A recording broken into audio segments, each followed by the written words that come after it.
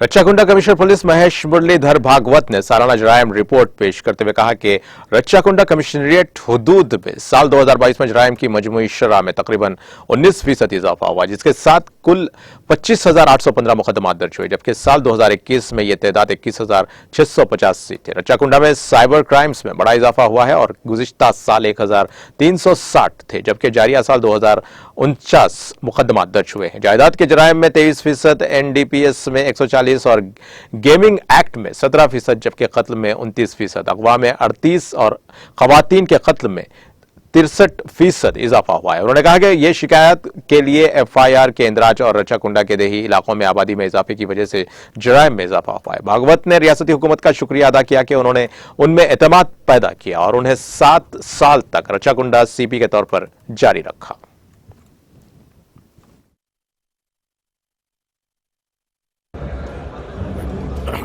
दो 2022 साल राचकोंडा पुलिस के लिए काफ़ी बिजी साल रहा।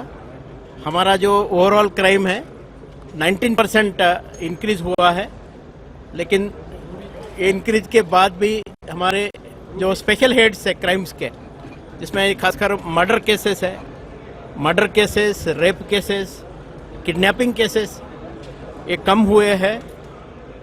जो हमारा ये क्रिमिनल केसेस का कन्विक्शन है वो कन्विक्शन काफ़ी बड़ा है और इस बार हमारा राचकोंडा का पुलिस कन्विक्शन स्टेट में नंबर 1 है, 59% कन्विक्शन।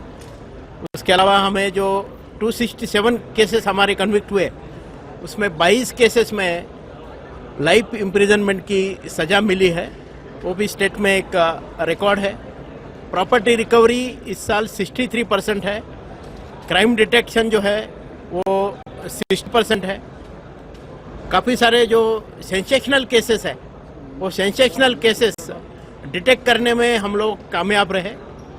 खासकर अभी जो 1 दिसंबर को महादेव ज्वेलरी का जो डेकोइटिक केस हुआ था फायर आर्म का, जिसमें 2 जो ज्वेलर्स इंजर्ड हुए थे, वो केस भी डिटेक्ट करके उस केस में 7 लोगों को हिरासत में लेके 100% 1,35,00,000 का प्रॉपर्टी, सोना, 4 फायर आर्म जो इसमें यूज़ किए वो भी हमने बरामद किए हैं।